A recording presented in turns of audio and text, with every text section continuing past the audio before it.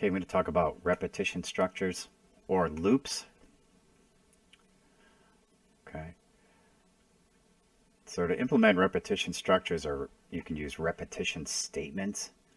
So essentially, repetition statements or repetition structures essentially meaning the same thing. You'll see them used interchangeably.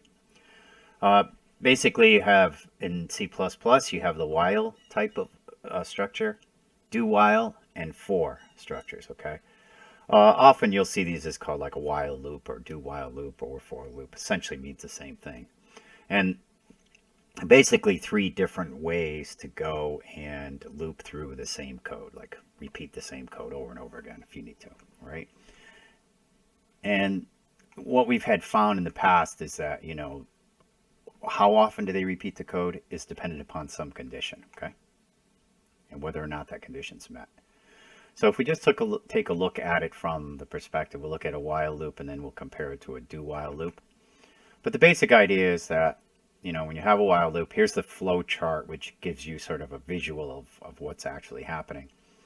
You have a while loop, you can write it like this. The expression or condition, this evaluates out to true or false, like before when we had selection structures or selection statements. And then we have whatever code will be executed.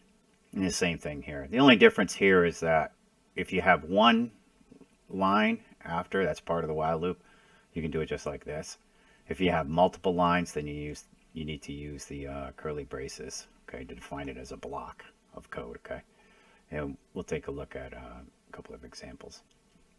All right, so what does this mean? It means code's executing here. It gets to the while statement, and it checks this condition or the expression to see if it's true or false. If it's false, then it immediately skips whatever code is in the block or here, right? Depending upon which way you use it. So it just skips by it, okay? Now, if it's true, it executes it. And then it will automatically, after it gets down and executes whatever code is in there, it goes back to the top and checks the condition again, okay? So one of the things you're going to have is that inside of the statement block or the statement itself, is you're going to have a way of changing something so this evaluation of this condition is changing. Otherwise, this thing will keep going. If this can never be false, it'll keep going to infinity and never stop. So that's not good. All right, that's the while statement. Okay, the next one is the do while.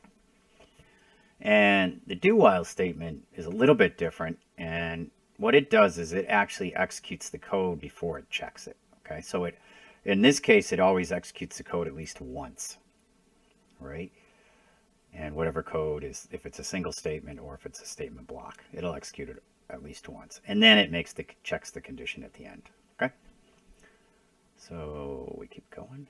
All right, so here's like an example. So what this one is basically just some code. It has sets of integer equal to 4, and then just displays it, and then it checks it. Is it greater than 4? And then inside the while loop, it says just display it, and then decrement. Go back to the top again, display it, decrement it, and it'll do it a number of times until it finally gets to the point of where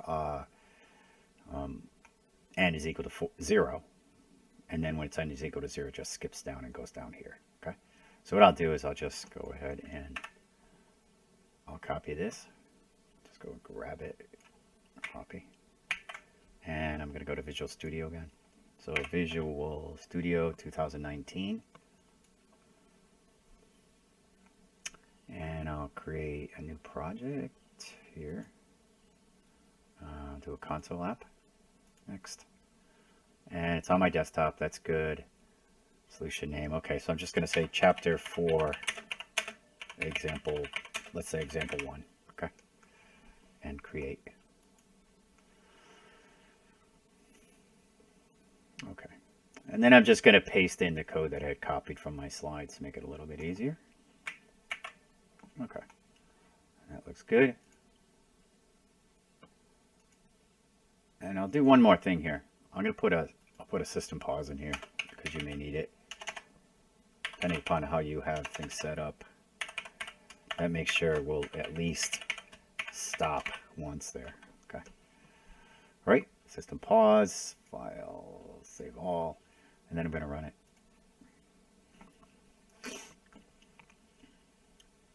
Okay, 4, 3, 2, 1. Okay, value of n after loop is 0. All right. Well, let's see if we did this a little bit differently. And let's say we forgot to put in the decrement here. So let me do this. So I'll make an error here and you'll see what happens. So if I didn't decrement and each time it just keeps going back and back and back to the while loop where n equals 4, you'll see what happens. And there it goes. And it will never stop until your computer, power dies because of it fails or power goes out. It would just keep going and keep going and keep going. Okay, not typically desirable. Okay, so let me put this back. And of course, if this is a different number, it'll run a different number of times.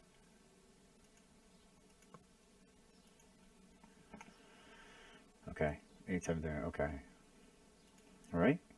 So that's basically the while loop. Now, let's say I want to change this. I'm going to do this. I'm going to make this a do while. I'm going to modify it. So I'm going to modify it to make it a do while. And it'll essentially work the same as long as, it'll be a little bit different, but you'll see how it changes it. So if I do while, okay, so that's a do. And I'm going to make this a while. And now down here, I'm going to say while n is greater than 0. Now the only real difference would be is that, and then we can go run it and you'll see it work the same. I make it 8, make it 4, really doesn't matter too much. Okay. 8, 7, 6, 5, okay. The only difference here would be like, let's say that I made this 0, okay?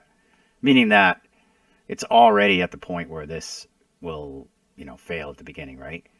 But in this case, what you'll see is that it's going to run through at least once. And there it is. So it prints it. It displays it once. If it had been a while statement, and I was checking like that, if I had done a while statement, so let's just do that real quick again. Oh, going back. So this is if I had done a while, and I ran it. You'll see that it doesn't even display it once. So the only real difference between the do while and the while loop is that it's, let's put it back. Put my comment back. Okay, the only thing difference between it is when it checks it, right? So the difference is that when you have a do while, it runs whatever code is in the block first, at least once. And when you have a while statement, it might not run at least once. So you can use these interchangeably for the most part, although there's that one condition like I talked about. So it might be that it works out a little better. And one of the things you're going to find is that, it's almost sometimes personal preference, or it's a little bit more efficient. It might be that do while is a little more efficient than using the while loop, but usually you could make either one of them work and do this, solve the same problem, either solution. Okay. All right. So that's that. Let me go back. I'll go back to the slides. Okay. So the next repetition structure or repetition statement is the for statement. This is also a statement that's used to repeat code. And it works a little bit differently than the others. We have a polygon to define it, and then we have sort of a combination of things that happen at the beginning of the loop. But the same idea, here's the flow chart. The code is executing, comes down to this for statement, and then it makes a comparison, checks to see if it's false or true. If it's true, it's going to execute whatever statements and then come back around and check again, okay? If it's false, it goes right on and just skips whatever code is in there, all right? Wrong way. So the for statement has different parts. It has initialization, some expression, an increment, decrement, or condition, expression or condition, increment or decrement, then the statement. Okay, and here it is a structure if you have multiple statements. All right, I just wrote it like this: statement, statement, statement. So you have some initialization, you have an expression, then increment, decrement. So it sort of takes everything and puts it together in one as part of the for statement itself between the parens. So you'll notice that if we just take a quick look back, initialization, some expression, increment, decrement, and we look and compare it to what we had previously with the while loop. And here's our initialization. Here's my expression or condition. And here's my increment or decrement. In this case, it's a decrement. So the three parts were in three different places. Now with the for loop, we're basically going to take these three pieces and put them as part of the actual statement itself, right? Okay. So here's an example of it. All right. And for loops are typically good for if you're you have like a countable number of times you want to execute your code. Okay. In this case, what does it do? This is just going to go ahead and sum all integers from 1 to 10 exclusive. So it just goes through and adds up all these integers and produces a result. Okay. So what I'll do is I'll copy this code into a new project in Visual Studio. Let me just stop that. Okay. So I'm just going to copy this. I just do Control copy like this. Control copy. And the same old story, Visual Studio. Oh, wrong thing. Visual Studio, there it is. Okay. All right, so then I got create new project, same old story, console app, next. Mine's on my desktop, but I'm going to say chapter 4, example 2. Okay, and create. Okay, and I'll just paste this over. And drop it, select, Control V, and there it is. There's my code. Okay, and all I'll do here is I'll just put in a system pause like before.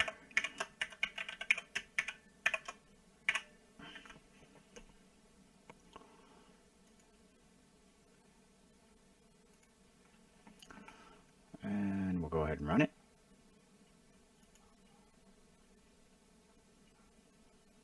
So it's 55.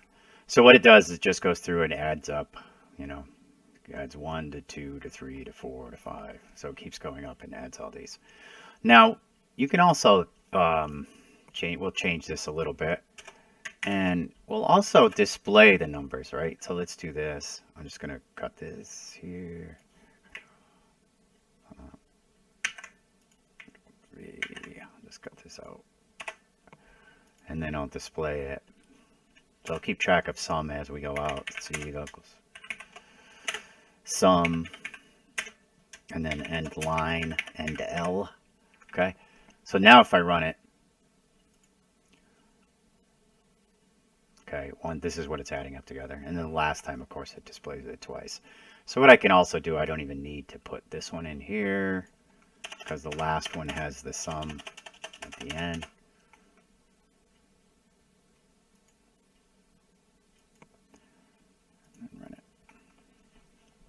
Okay, 1, 3, 6, 10. So it keeps summing them as you go along. Okay. All right. So that's kind of an example of using for loop. Now the same thing here. If you had, let's see, this one is it says as long as I is less than or equal to 10, so it'll go from 0 all the way up to 10.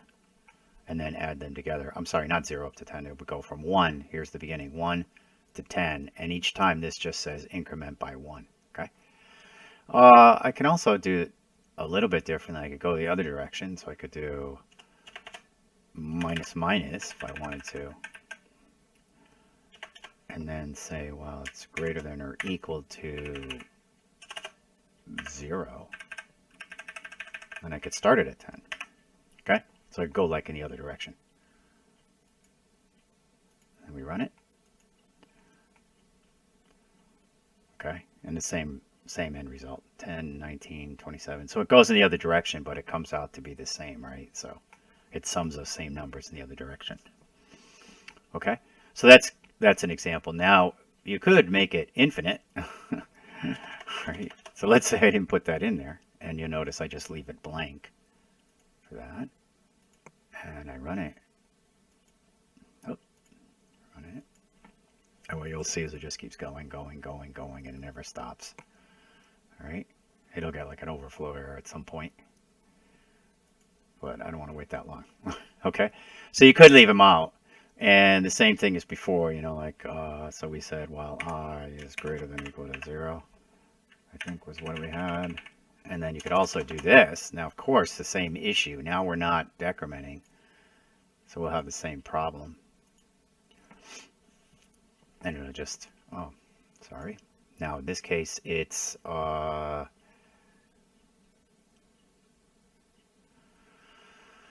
loop body not executed.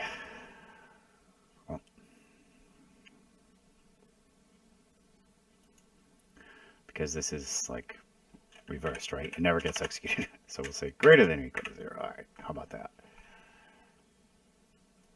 We actually don't even need the 0 in there. We could just do greater than or equal to 1, or we'll just say greater than 0. Okay, gives us the same result. Since the last one will just be 0. Okay, so now this will never end. So same thing. Now it's like just keeps going to infinity here. I'll stop it. But the basic idea, now you're never incrementing or decrementing. You're never decrementing it, so it's always 10. Every single time it's always 10, 10, 10, okay? So you want to do something in here, I minus minus. You could do I minus minus or minus minus I. In this case, really not going to make any difference. So we run it again. And there you can see, okay? You could also leave this out. As long as you put it up here, I could do this, I equals 10. And then leave this out here if you wanted to. So these are like optional, but you got to make sure you put the semicolons in there. And I run it. And there it is. Okay, so it works the same. Gives you that 55 at the end. Okay.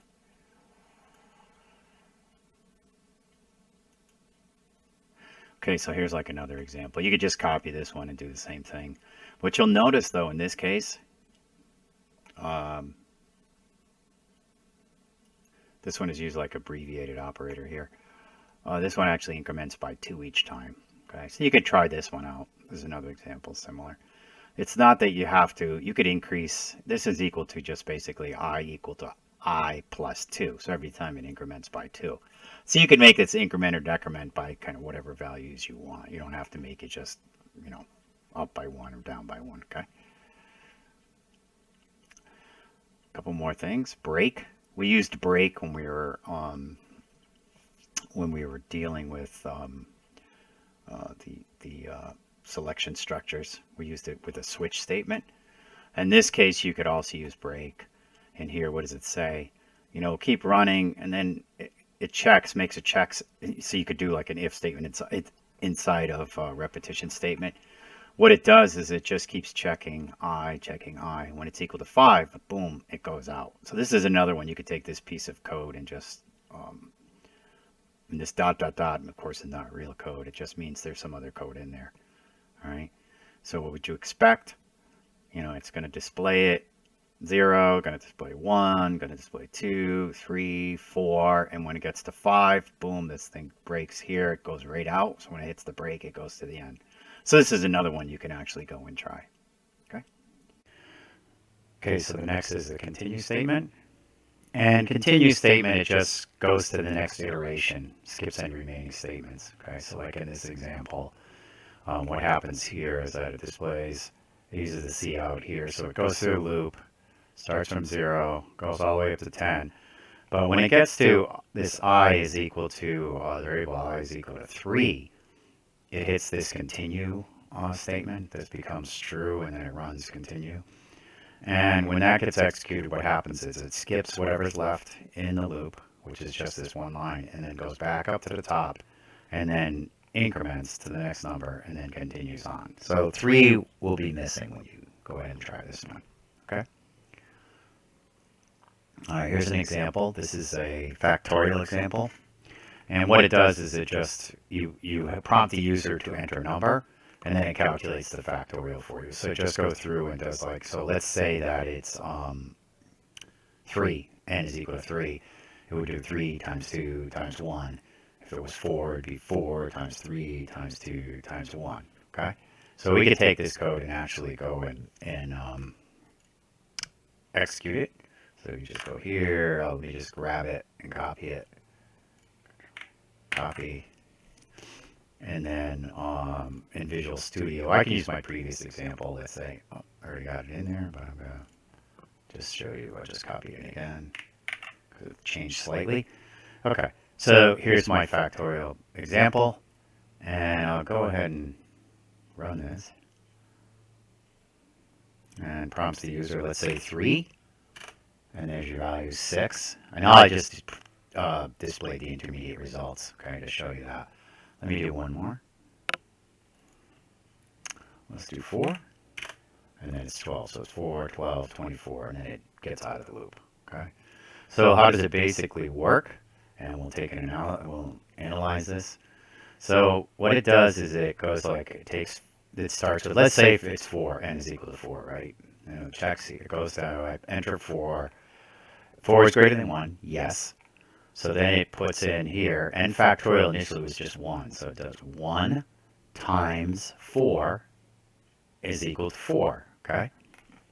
So it stores n factorial now contains 4, okay? It just overwrote whatever the value was before, right, which was 1. So now it's 4. And then it decrements. So now n is 3, but it displays the result. So it displays the result here, which is just says that n factorial is 4. Now n is 3. Gets down here, displays it, and then goes back up. Checks, is n greater than 1? Yes.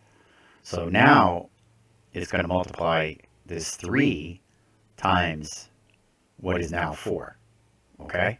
So it's 4 times n, 4 times 3 is 12. So now it's 12, and then it decrements, so now n is equal to 2, and it displays 12 here. Okay, and then it goes back up to the top. N is 2, so n is still greater than 1, so it executes it again. Now n factorial has 12 in it, okay? So it's 12 times n, so, 12 times my 2 is 24. So now it's 24, decrement, and display it. Just display the 24. And now, after this is executed, n is now 1. So now it's no longer greater than 1, so it gets up to the top here, and then it just jumps out and goes down here, okay?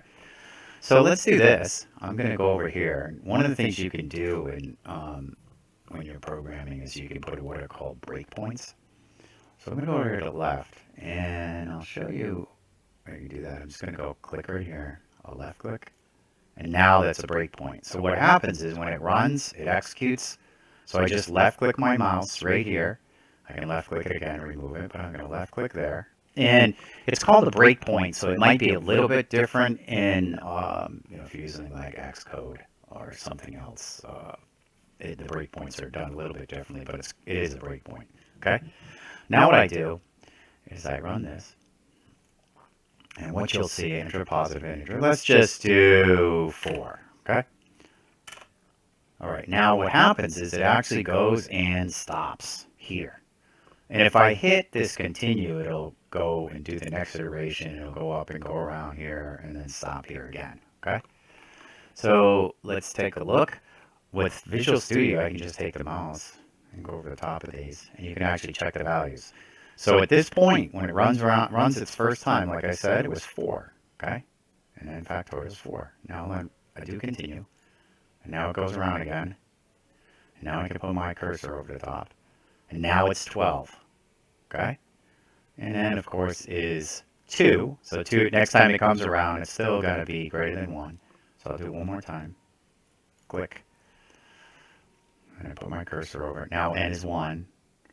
So, and n factorial is 24. So since n is 1, when it comes back around to the top here, it will no longer be greater than 1, and you'll drop out. So if I hit continue one more time, it's going to finish. And there it is. Okay? That's using a breakpoint. You can also, let me get rid of this. I'm going to left click over here, left click mouse, click, it's out.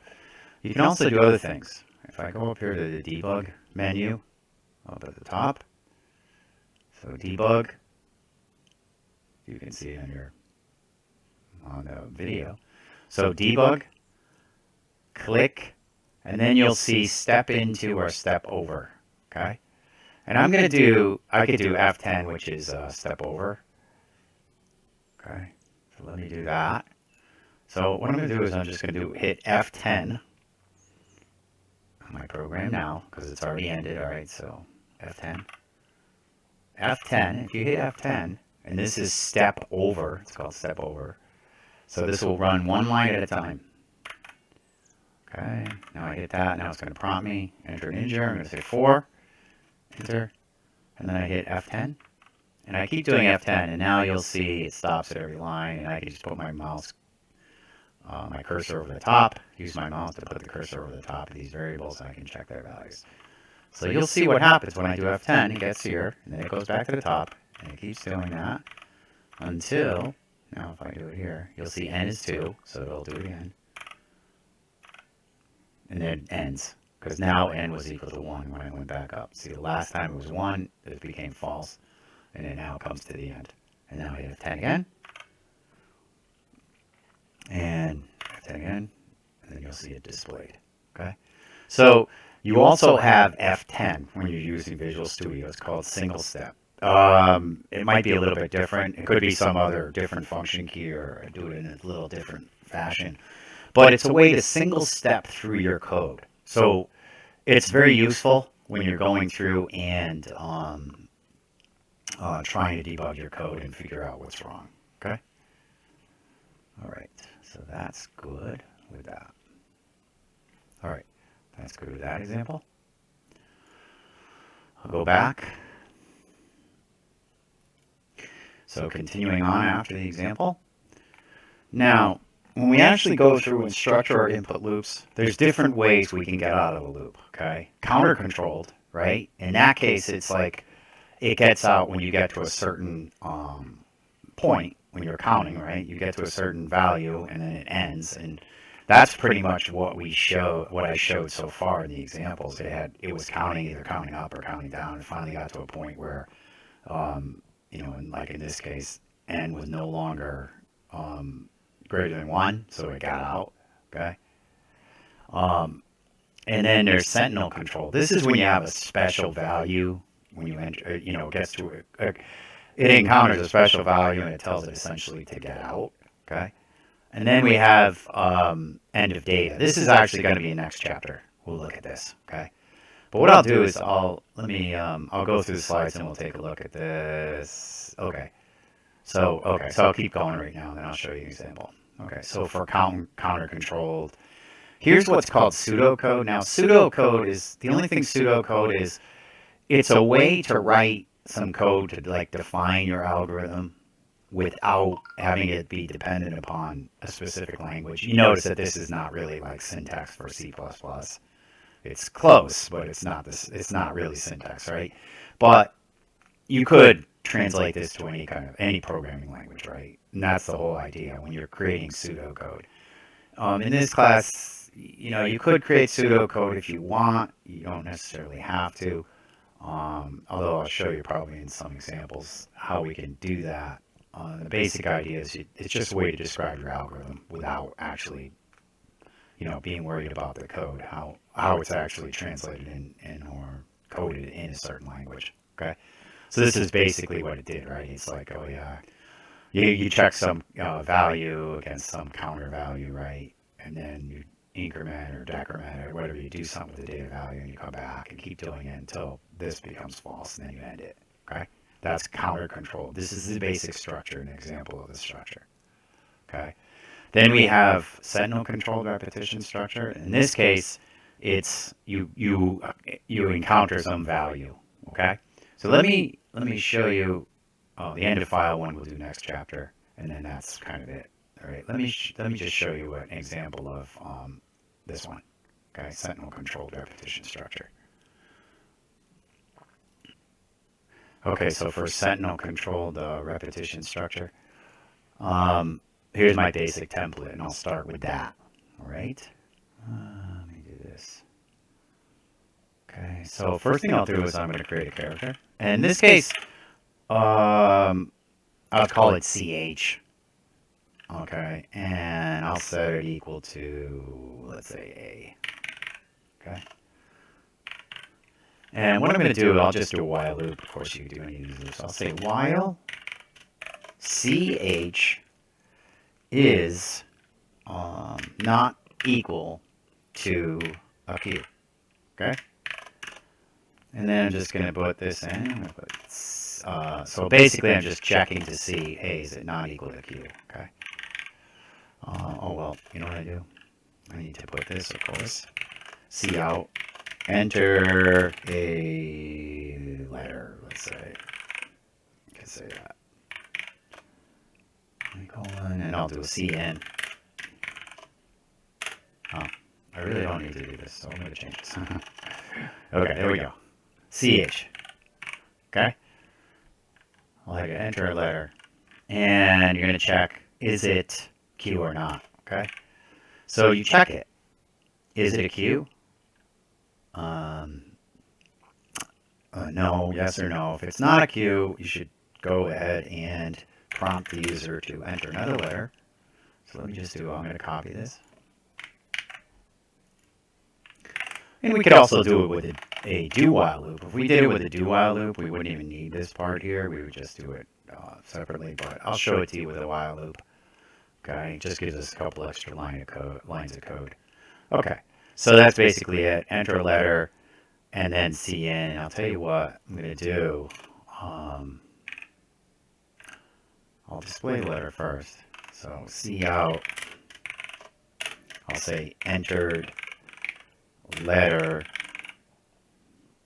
equals, and then I'll do CH, and then end line. Okay. So that just displays the letter. Then I enter a new one, right? Okay. All right, let me do this. Do files, save all, and let's run it. This is an example of Sentinel controlled. Okay. Okay, so enter a letter. Let's say W. Okay, it's W. Let's do G. Good. Now let's put a Q. And then it ends. Okay? So this is an example of Sentinel controlled, where you're entering in letters, and until you get to a certain letter, it causes it to terminate. Okay? You could also do this. You could say, let's say that you wanted to do uppercase and lowercase, right? What would you do? CH is not equal to uppercase Q also, right? So you do something like that, and that'll work the same. Okay? Where now we support uppercase characters also. So let me do that. Enter letter. W. Okay, good. And now uppercase Q. And that also gets me out. Okay? Alright, so that's the example of Sentinel controlled. And I just expanded this conditional out to include a logical operator. And now that's an example. Okay? So that was an example of Sentinel controlled. Here's the end of file 1. We'll do this next chapter. Okay? And that's kind of basically it. Control structures use to change the flow of the program, and repetition structures use repeat blocks of code. Okay? And we looked at the break statement, which we also had previously seen, and also the continue statement. Those were useful. So that's pretty much it for this chapter.